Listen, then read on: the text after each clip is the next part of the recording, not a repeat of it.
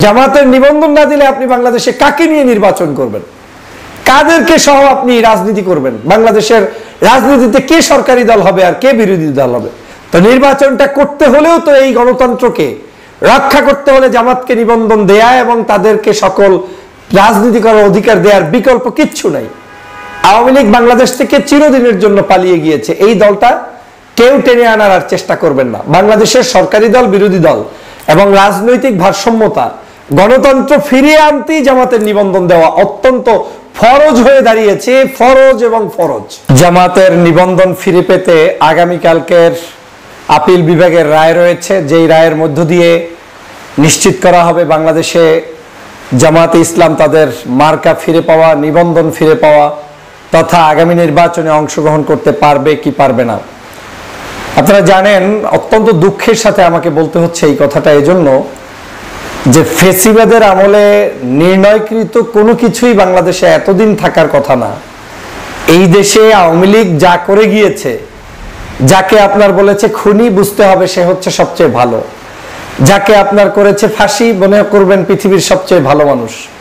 যাকে আপনার বাড়িঘর থেকে তাড়িয়েছে, ইজ্জত সম্মান নষ্ট করেছে, মার করেছে, ধর করেছে, অত্যাচার করেছে, জুলুম নির্যাতন করেছে, প্রত্যেককেই আপনার ধরে নিতে হবে ভালো ছিল তাই করেছে। তো সেই মানুষগুলোকে 5ই আগস্টের পরে আজও প্রায় 10 মাস পর্যন্ত একটা পার্টির মার্কার জন্য অপেক্ষা করতে হবে, এটা আমার কোনো বোধগম্য নয়। আমি জানি না কোন আইনের দৃষ্টিতে কোন ব্যক্তিরা কোন কারণে এখন পর্যন্ত তাদেরকে ঝুলিয়ে রেখেছে। আমি যেহেতু রায় ঘোষণা হবে, আমি কখনোই এই রায় ঘোষণাকে কেন্দ্র করে কোনো অবস্থায় আমি আশাহত হতে চাই না কিংবা বুঝাতে চাই না যে জামাত ইসলামের রায়টা কেমন হবে, কিন্তু আমি বিশ্বাস করি এই রায় বাংলাদেশের গণমানুষের চাওয়া যে অবশ্যই বাংলাদেশের রাজনীতিতে জামাত তাদের মার্কা নিয়ে, তাদের অস্তিত্ব নিয়ে, তাদের রাজনীতি নিয়ে, তাদের নিবন্ধন ফিরে পেয়ে রাজনীতি করবে, এটা তাদের নৈতিক অধিকার। এই দলটাকে মানুষ ভালোবাসে কি বাসে না, এই দলটা গণতন্ত্রের চর্চা করে কি করে না, সেটা আপনারা এই দলের সভা সমাবেশ, অফিস আদালত, অ্যাক্টিভিটিসের মাধ্যমে দেখতে পারেন। এমনকি এই দলটা বাংলাদেশের সেকেন্ড লার্জেস্ট পার্টি হিসেবে ডক্টর মোহাম্মদ ইউনূসের সকল দাওয়াতে যায়, প্রেসিডেন্ট ভবনে যায়, অফিসিয়াল সকল অ্যাক্টিভিটিসে জয়েন করে, রাষ্ট্রের সকল কাঠামোতে তারা যায়। এমনকি স্বৈরাচারী হাসিনা যে পতন হয়েছে, সেও সকাল সন্ধ্যা গালি দিলে জামাতের নাম 2-4 বার না উচ্চারণ করলে তার ঘুম আসে না। তার মানে কতটা গুরুত্বপূর্ণ একটি রাজনৈতিক দল, এবং যেই দলটা আগামী নির্বাচনে অংশগ্রহণ করার সুযোগ না পেলে রাজনীতিতে যে কত ভয়াবহতা শুরু হবে সেটা ভাষায় বোঝানো যাবে না। এত বড় একটি গুরুত্বপূর্ণ দল এখন পর্যন্ত নিবন্ধন ফিরে পায়নি, মার্কা ফিরে পায়নি। আমি বিশ্বাস করি কালকে তারা নিবন্ধন, মার্কা, এবং শুধু মার্কাই নয়, তাদের উপরে এতদিন যে মিথ্যাচার করা হয়েছে, জুলুম করা হয়েছে, তারও একটা ঘোষণা এই রায়ের মধ্যে থাকবে বলে আমার বিশ্বাস। আপনারা জানেন, বাংলাদেশে এখন মোটামুটি কেউ একটা আমের দোকান, চায়ের দোকান খুলেও সেখানে দল গঠন করে মার্কা পেয়ে যাচ্ছে, মিছিল করছে, মিটিং করছে। অদ্ভুত লাগে। মানে অদ্ভুতটা এই জন্য লাগে যে যেসব রাজনৈতিক দলগুলোর ব্যবসা হচ্ছে দোকান খুলে ব্যবসা, এবং রাজনৈতিক দলের অস্তিত্বই ধরেন নাই, তাদেরও অনেকের দেখবেন নিবন্ধন আছে, মার্কা আছে, তারা সব কিছুতে পায়। আর গুরুত্বপূর্ণ একটি রাজনৈতিক দল, তারা এখন পর্যন্ত সেই সিদ্ধান্তটা নিতে তাদেরকে ওয়েট করতে হচ্ছে। আমার বিশ্বাস বাংলাদেশের প্রধান বিচারপতি অত্যন্ত গুণদগ্ধ একজন মানুষ, অত্যন্ত গুণধার একজন মানুষ, যিনি তার কর্মের মাধ্যমে বেঁচে আছেন। তার কাছে আইন, তার কাছে রাষ্ট্রের মানুষের সম্মান, তার কাছে সততা, এটা অত্যন্ত গুরুত্বপূর্ণ। এটা আমরা শুনে এসেছি। এই শোনা জিনিসটা কর্মের মাধ্যমে প্রমাণ হবে, কারণ কালকেই সম্ভবত এই প্রধান বিচারপতির সমন্বয়ে যে বেঞ্চ, সেই বেঞ্চই আপনার এই রায়টি ঘোষণা হবে এবং তিনি তার সেই সম্মান রক্ষা করবেন বলে আমার বিশ্বাস। যদি বাংলাদেশের মানুষের সত্যিকার হৃদয়ের ভালোবাসা অনুধাবন করেন, বাংলাদেশের মানুষের আবেগ অনুভূতিকে তারা বিশ্বাস করেন, তাহলে বাংলাদেশের রাজনীতিতে এই দলটিকে অবশ্যই নিবন্ধন ফিরিয়ে দিয়ে যথাপযুক্ত সম্মান দেওয়া উচিত বলে আমি মনে করি। এবং আমি এও মনে করি যে আপনারা নির্বাচন করছেন, আমরা নির্বাচন করছি, ডিসেম্বরে নির্বাচন হবে, অমুক সালে নির্বাচন হবে, আর নির্বাচনটা হবে কার সাথে? তো নির্বাচনটা করতে হলেও তো এই গণতন্ত্রকে রক্ষা করতে হলে জামাতকে নিবন্ধন দেয়া এবং তাদেরকে সকল রাজনীতি করার অধিকার দেওয়ার বিকল্প কিচ্ছু নাই। আওয়ামী লীগ বাংলাদেশ থেকে চিরদিনের জন্য পালিয়ে গিয়েছে। এই দলটা কেউ টেনে আনার আর চেষ্টা করবেন না। বাংলাদেশের সরকারি দল, বিরোধী দল এবং রাজনৈতিক ভারসাম্যতা, গণতন্ত্র ফিরিয়ে আনতেই জামাতের নিবন্ধন দেওয়া অত্যন্ত ফরজ হয়ে দাঁড়িয়েছে। ফরজ এবং ফরজ। জামাতের নিবন্ধন না দিলে আপনি বাংলাদেশে কাকে নিয়ে নির্বাচন করবেন? কাদেরকে সহ আপনি রাজনীতি করবেন? বাংলাদেশের রাজনীতিতে কে সরকারি দল হবে আর কে বিরোধী দল হবে? তো যারা মনে করেন যে নিবন্ধন মনে হয় হবে না, তারা বোকার স্বর্গে যেমন বসবাস করেন, পাশাপাশি তারা মনে করেন রাজনীতিটাকে নিজের মতো করে করতে। রাজনীতি আসলে নিজের মতো হয় না, বিরোধী মতকে সুযোগ দিতে হয়। আমার আপন শত্রু অনেক সময় আমার কাছে রাখতে হয়, আমার স্বার্থেই কাছে রাখতে হয়। আওয়ামী লীগ ধ্বংস হওয়ার অন্যতম কারণ কি জানেন? এই রাজনৈতিক দলগুলোকে কাছে না রাখা। বিএনপি জামাতকে যদি টিকিয়ে রাখতো, টিকিয়ে বলতে কি, তোরটা খেয়ে তো আর টিকে থাকতো না। যার রাজনীতি সেই করতো, কিন্তু অ্যাটলিস্ট গণতান্ত্রিক ধারায় তারা নির্বাচন করতে পারতেন, সুস্থ পরিবেশ পেতেন। তাহলে হয়তো আওয়ামী লীগকে এভাবে পালিয়ে যেতে হতো না। হয়তো আওয়ামী লীগ নির্বাচনে হারতেন, আসতো তো কেউ না কেউ ক্ষমতায়, হয় বিএনপি আসতো, না হয় জামাত আসতো। কিন্তু এই রাজনৈতিক নিধনের কারণে আজকের আওয়ামী লীগ হারিয়ে গিয়েছে। সে কারণে বলছি, এখন বাংলাদেশের গণমানুষের দাবি জামাত ইসলামের এই রাজনীতিতে তাদের মার্কা ফেরত দিয়ে অবশ্যই তাদেরকে সম্মানিত করা উচিত। এবং মার্কা ফেরতের সাথে সাথে যে সমস্ত অভিযোগের ভিত্তিতে এই দলটাকে অভিযুক্ত করা হয়েছে, সব অভিযোগগুলো প্রত্যাহার করে নেওয়া উচিত। কারণ প্রমাণ হয়েছে এটিএম আজহারুল ইসলামের মুক্তির মাধ্যমে যে আজকের তিনি যেমন যুদ্ধ অপরাধী নয়, তাদেরকে বিনা কারণে ফাঁসির কাস্টে ঝুলিয়ে হত্যা করতে চেয়েছে এবং আরো 11 জনকে বিভিন্ন কায়দায় হত্যা করেছে। এসবই মিথ্যাচার, এসবই ভুয়া, এসবই দেশ বিরোধী কর্মকাণ্ড তারা করেছে। মূলত তারা মানবতা বিরোধী কোনো অপরাধ করে নাই। আমি এ নিয়ে অনেক কথা আগে বলেছি। আজ আমার মূল প্রতিপাদ্য বিষয় হচ্ছে, এদেশের গণতন্ত্রকে যদি আমাদের রক্ষা করতে হয়, এদেশের গণতান্ত্রিক প্রক্রিয়ায় যদি আমাদেরকে আগাতে হয়, তাহলে রাজনৈতিক শিষ্টাচার যেমন চালু করতে হবে, রাজনৈতিক প্রতিদ্বন্দ্বিতা আমাদেরকে বাড়াতে হবে।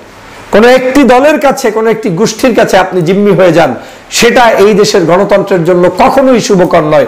হোক সেটা জামাত কিংবা বিএনপি, কারো হাতে আপনার জিম্মি হওয়া যাবে না। অতএব গণতান্ত্রিক পথ প্রশস্ত করতে হলে রাজনৈতিক দলগুলোর নিবন্ধন এবং নির্বাচনের প্রতীক নিয়ে তারা দাঁড়ায়, পাল্লা নিয়ে দাঁড়াবে, অন্য দল ধানের শীষ নিয়ে দাঁড়াবে, এটা একেবারেই মানে বেসিক দাবির অন্যতম একটি দাবি। প্রিয় সহযোদ্ধা ভাইরা, আমি সবসময় ন্যায়সঙ্গত মানুষদের কথা বলতে চাই, তাদের পক্ষে দাঁড়াতে চাই। আমি মনে করি এই দলটি জুলুমের শিকার হয়েছে এবং মজলুম বাংলাদেশে যদি সংগঠন থাকে একটাও, তার মধ্যে তারা কিন্তু পড়ে। এবং এই বাংলাদেশে এই দলটি বিগত দিনে সংসদে প্রার্থী ছিল, এমপি ছিল, মন্ত্রী ছিল, দেশ বিনির্মাণে তাদের অবদান ছিল। এই দলটাকে বাদ দিয়ে কোনো অবস্থায় বাংলাদেশকে বিনির্মাণ করা সম্ভব নয়। অতএব যদি সংঘাত না চায়, বাংলাদেশের অস্থিরতা কেউ না চায়, শান্তিপূর্ণ অবস্থান চায়, তার আমি বিশ্বাস করি এদের নিবন্ধন এখন এই মুহূর্তে ফেরত দেওয়া উচিত এবং তাদের মার্কা ফেরত দিয়ে নির্বাচন করতে দেওয়া উচিত। এত বড় একটি জনগোষ্ঠীকে দূরে রেখে নির্বাচন পদ্ধতি কখনোই সুষ্ঠু সুন্দর হবে না, হবে না, হবে না। অতএব আসুন আপনারা সবাই মিলে জামাত ইসলামের এই দাবিটি তুলে গণতন্ত্রের পাশে থাকবেন। সে আপনার দলের না, সে আপনার মতের না, আমারও মতের না, আমারও দলের না, কিন্তু এই দলটির প্রয়োজন রয়েছে গণতন্ত্র বিকাশে, এই দলটির প্রয়োজন রয়েছে দেশ বিনির্মাণের বিকাশে, এই দলটির প্রয়োজন রয়েছে গণতান্ত্রিক ভারসাম্য রক্ষার বিকাশে। অতএব আসুন জামাতের সেই নিবন্ধন প্রক্রিয়া সহজ হোক, সেজন্য আমরা সবাই মিলে আওয়াজ তুলি এবং দেশবাসীকে সেই আওয়াজের সাথে আহ্বান জানিয়ে আমার বক্তব্য শেষ করছি। জামাতের জন্য শুভকামনা। আগামীকাল তারা সেই রায় পাবেন, ঐতিহাসিক রায়ের মধ্য দিয়ে জামাতের রাজনীতি আবারও বাংলার ঘরে ঘরে পুজবে, সে প্রত্যাশা ব্যক্ত করছি। আল্লাহ হাফেজ। এক, চোর ডাকাত গুন্ডা এই দালালদের থেকে বিএনপিকে স্পষ্ট দূরে থাকতে হবে। দুই, যে সকল নেতারা আজকের আওয়ামী লীগের মতো করে বিএনপির নাম বিক্রি করে ইসলামের বিরুদ্ধে দাঁড়াচ্ছে, ধর্মের বিরুদ্ধে দাঁড়াচ্ছে, তাদের ব্যাপারে স্পষ্ট ভূমিকা বিএনপিকে নিতে হবে। তিন, এই বিএনপিকে ভারতের আধিপত্যবাদ ঠেকাতে স্পষ্ট ভূমিকা রেখে ভারতের সকল প্রকার ষড়যন্ত্র মোকাবেলা করে রাজপথে রাখতে হবে। তার মানে এই তিনটি জিনিস যদি বিএনপি রক্ষা করতে পারে, তাহলেই বিএনপি রাষ্ট্র ক্ষমতায় আসার সম্ভাবনা দেখতে পারে। যদি সেটা না পারে, বিএনপির দুশ্মন, বিএনপির লোকেরাই, বিএনপির ক্ষতি বিএনপির লোকেরাই করবে। আওয়ামী লীগকে ধার করে আনতে হবে না, জামাত শিবিরকেও আনতে হবে না। অতএব এই আগামীর বাংলাদেশ, যদি সুষ্ঠু সুন্দর ধারার রাজনীতিকে কায়েম করতে চান, তাহলে বাংলাদেশ জাতীয়তাবাদী দলের উচিত হবে তার বন্ধু যারা, তাদের কাছে খবর নিয়ে, খোঁজ নিয়ে, তাদেরকে টেনে এনে দেশপ্রেমিক নাগরিকদেরকে দিয়ে দলটাকে পরিচালনা করা। বিএনপিকে ধ্বংসের জন্য বিএনপি যথেষ্ট। বিএনপিকে ধ্বংস করতে বাংলাদেশে এখন আর আওয়ামী লীগের প্রয়োজন নেই, কিংবা কোনো ভিন্ন মতের মানুষের প্রয়োজন নেই। সাম্প্রতিক সময় আপনারা দেখেছেন 3 শ্রেণীর মানুষের কারণে বিএনপি আজকের বিতর্কিত হচ্ছে। এক শ্রেণী হচ্ছে যারা বিএনপির গত 16 বছরে মাঠে ছিল না, ময়দানে ছিল না, কাজ করে নাই, আন্দোলন করে নাই, সংগ্রাম করে নাই, কিন্তু 5ই আগস্টের পরে হঠাৎ করে রাস্তায় নেমে চাঁদাবাজি শুরু করেছে, সন্ত্রাসী শুরু করেছে, মানুষের জীবন নিয়ে ছিনিমিনি খেলছে। অথচ এই মানুষগুলোর কন্ট্রিবিউশন শেখ হাসিনা যখন ক্ষমতায় ছিল তখন বিন্দুমাত্র ছিল না, 0%ও ছিল না। কতগুলো ড্রেন থেকে উঠে আসা অসভ্য কীট পতঙ্গগুলো আজকের রাস্তায় নেমে নেমে বিএনপির নামে স্লোগান তুলে তারপরে রাস্তাঘাট, বিভিন্ন টেম্পু স্ট্যান্ড, বাজার, বিভিন্ন জায়গায় দখলদারিত্বের রাজনীতি শুরু করে দিয়ে এই বৃহত্তর জনপ্রিয় শহীদ জিয়ার দলটিকে বিতর্কিত করে তুলেছে। এই পার্টির খপ্পরে আজকের বাংলাদেশ জাতীয়তাবাদী দলের বিভিন্ন জায়গায় একজন সাধারণ কর্মীরা পর্যন্ত জিম্মি হয়ে যাচ্ছে। এই ব্যক্তি বিশেষের কারণে একজন রাজপথ থেকে উঠে আসা, আন্দোলন সংগ্রাম থেকে উঠে আসা শিক্ষিত, ভদ্র, সজ্জন মানুষরা এখন আর তারা তাদের রাজনৈতিক অস্তিত্ব খুঁজে পাচ্ছে না। ক্ষোভে ফুঁসে উঠছে, কিন্তু কাউকে বলার জায়গাটুকু পাচ্ছে না। কারণ 5 তারিখের পরে সেই সকল দেশপ্রেমিকরা এক ধরনের অসহায়ত্ব বোধ করছে, আর 5 তারিখের পরে লুটেরা, সন্ত্রাস, চাঁদাবাজরা তারা রাস্তায় নেমে পড়েছে। আমি সবচেয়ে অবাক হয়েছি, সবচেয়ে বেশি কষ্ট পেয়েছি যে মাথার উপরে হলুদ গামছা পরে, তারপরে চেহারা পেঁচিয়ে, হাতে রামদা নিয়ে, ছুরি নিয়ে একজন যুবদলের নেতার নেতৃত্বে বাজার দখলের যে প্রকাশ্য ঘোষণা এবং সেখানে যে সন্ত্রাসী কায়দায় তাদের উপরে অত্যাচার, জুলুম, নির্যাতন চালিয়েছে, এটা কোনো মানুষ এই বর্তমান সভ্যতায় মেনে নিতে বিন্দুমাত্র পারে না। কিন্তু আজকের সেই কাজটি একটি গোষ্ঠী করে যাচ্ছে এবং করছে। আপনি জানেন যে সেই যুবদল নেতাকে ইতিমধ্যেই বাংলাদেশ জাতীয়তাবাদী দল তার দল থেকে বহিষ্কার করেছে। কিন্তু এই বহিষ্কার করলেও সেই জায়গাটার বদনাম কিন্তু বিএনপিকেই কাঁধে নিতে হচ্ছে। আমি দেখেছি যে কিছু দুষ্ট লোকেরা সেখানে গিয়ে তরমুজের দোকানে গিয়ে তরমুজগুলোকে ভেঙে চুরে চুরমার করে দিচ্ছে গরিব, অসহায় মানুষের সেখান থেকে চাঁদা না পাওয়ার কারণে। তাহলে আওয়ামী লীগ, পতিত স্বৈরাচার, শেখ হাসিনা, ফেসিবাদের যে দোসর, তারা যে কর্মকাণ্ডগুলো এখন বাংলাদেশে ঘটাতে চায়, সেটাই এই দলের নাম ব্যবহার করে কেউ না কেউ করে যাচ্ছে, যাতে করে এই দলটি একটি চরম ধরনের নৈতিকতার জায়গায়, জনপ্রিয়তার জায়গায় ধসের ভিতরে পড়ে। আজকের সমগ্র জায়গায় এই চাঁদাবাজদের যে উত্থান, এই উত্থানকে যদি ঠেকানো না যায়, আমি চ্যালেঞ্জ দিয়ে বলছি, বাংলাদেশ জাতীয়তাবাদী দল বিএনপি বড় ধরনের একটি ধাক্কায় পড়বে, তাতে কোনো সন্দেহ নাই। এখনো সময় আছে এই চাঁদাবাজ দুষ্ট লোকদেরকে আইনের হাতে বিএনপির নেতাদের পক্ষ থেকেই তুলে দিয়ে তাদেরকে গ্রেপ্তার করিয়ে বিচার নিশ্চিত করতে হবে। দ্বিতীয় ধান্দাবাজ যারা আজকের আবিষ্কার হয়েছে, তারা হচ্ছে কিছু সাবেক এমপি সুশীল সেজে বিএনপিকে ইসলামী মূল্যবোধ, বাংলাদেশের জাতীয়তাবাদী মূল্যবোধের মূল চেতনা, ধর্মীয় মূল্যবোধের মূল চেতনার সাথে টক্কর বাজানোর জন্য তারা পরিকল্পিত উপায়ে মাঠে নেমেছে। প্রথম দিকে শুনেছেন কিছু কিছু সুশীল এসে মিজানুর রহমান আজহারী সাহেবের সাথে টক্কর লাগাতে চেয়েছিলেন, তার বক্তব্যকে কেন্দ্র করে তার বিরুদ্ধাচারণ করতে গিয়ে আজকের সেখানে সমগ্র কোটি কোটি জনতার কাছে প্রশ্নবিদ্ধ করেছে এই দলটিকে। শুধু কি তাকে? মাহফিলের ময়দানে মাহফিলগুলোকে বন্ধ করার মধ্য দিয়ে বিভিন্ন জায়গায় কিছু দুষ্ট, চোর, ডাকাত এই লোকেরা বিএনপির সাইনবোর্ড ব্যবহার করে সেখানে ষড়যন্ত্র করেছে, যেটা বিএনপিকে প্রশ্নবিদ্ধ করেছে। কয়েকজন নেতা আপনারা দেখেছেন ইতিমধ্যেই বক্তব্য দিতে গিয়ে বাংলাদেশের ব্যাপারে বলেছে। উল্লেখযোগ্য বক্তার মধ্যে একজন হচ্ছে হারুন, চাঁপাইনবাবগঞ্জের এমপি। তিনি বাংলাদেশের আগামী দিনেও নাকি মুক্তিযুদ্ধের বিরুদ্ধে যারা ছিল তাদের বিচার করবে। এই একই কথা শেখ হাসিনা বলে গত 16 বছর পর্যন্ত রাজাকার, আলবদর, আল শামস এগুলা বলতে বলতে জনগণের হৃদয় থেকে তার নামটা উঠে গিয়েছে। কারণ 53 বছর পরে বাংলাদেশের মুক্তিযুদ্ধের পক্ষের আর বিপক্ষের শক্তি বলতে কিছুই নেই। এদেশের সবাই এখন বাংলাদেশের পক্ষে। কিন্তু এই হারুন তাহলে কি চায়? হারুন এদেশে জামাত শিবির নিধন করতে চায়, হারুন এদেশে ইসলামপন্থী মানুষদেরকে নিধন করতে চায়, হারুন এদেশে ইসলামপন্থী নাগরিকদের মাহফিল বন্ধ করতে চায়। হারুন এখন চায় শেখ হাসিনা যেভাবে আপনার বিচার করেছে একই উপায়ে বাংলাদেশে আবারও এদেরকে বিচার করবে। তার মানে এরা পরিকল্পিত উপায়ে বিএনপিকে ডুবানোর জন্য মাঠে নেমেছে। হারুন নিশ্চিত হয়েছে 2001 সালে যখন এই বাংলাদেশে নির্বাচন হয়েছে, পূর্বে যখনবার নির্বাচন হয়েছে, বিএনপির সাথে ঐক্য করার মধ্য দিয়ে জামাত এবং ইসলামপন্থীদের সাথে ঐক্যের কারণে তারা এমপি হতে পেরেছেন। কিন্তু আজকে যখন হারুন নিশ্চিত হয়েছেন যে তারা তো আর তার সাথে হয়তো থাকবে না, তাই এখন তিনি নিজে যেহেতু এমপি হবেন না, অতএব বিএনপিকে কেন ক্ষমতায় পাঠাবো। ভারতের একেবারে নিজস্ব একটি এজেন্টের সংস্থায় যুক্ত হয়ে আজকের এই বাংলাদেশের বিরুদ্ধে, বিএনপির বিরুদ্ধে এই হারুনদের নেতৃত্বে ষড়যন্ত্র চলছে। বিএনপি যদি এখনই সতর্ক না হয় তাহলে বিএনপির কপালে এর চেয়ে ভয়াবহ পরিস্থিতি অপেক্ষা করছে, যেটা ভাষায় বোঝানো যাবে না। আরেকজন ব্যক্তি কয়েকদিন আগে ওয়াজ নসিহত করছেন, বিভিন্ন জায়গায় সভা সমাবেশ করছেন, অ্যাডভোকেট কি বলে, পটল না কি নাম, এটাই আবার বক্তব্য দিয়ে দিয়ে জনগণকে বলছে, জনগণের কাছে যাচ্ছে, সমন্বয়কদেরকে বলছে সমরনায়ক। আবার কেউ কেউ ঘোষণা দিচ্ছেন ডিসেম্বরের মধ্যেই প্রধানমন্ত্রী হবেন তারেক রহমান, এবং ডিসেম্বরের মধ্যে নির্বাচন না দিলে ঈদের পরে আবার আন্দোলন শুরু হবে। এগুলো করে জনগণের কাছে আজকের বিএনপিকে হাস্য পাত্রে রূপান্তরিত করছে একটি গ্রুপ। কিন্তু তাদের উদ্দেশ্যটা কি? তাদের উদ্দেশ্য মূলত এই দেশের ধর্মপ্রাণ মানুষ, দেশপ্রেমিক মানুষদের কাছে বিএনপিকে ষড়যন্ত্র করে একটি হালকা পাতলা সংগঠনে রূপান্তরিত করা। বিএনপি শুধুমাত্র যদি চুপ থাকতো, মুখ বন্ধ করে বসে থাকে, বাংলাদেশের রাজনীতিতে এই দলটি এমন একটি প্রয়োজনীয় দল, যেই দলটিকে ছাড়া বাংলাদেশের কোনো কিছুর সংস্কার, রাষ্ট্র ক্ষমতার পরিবর্তন কিংবা নির্বাচন এটা সম্ভব নয়।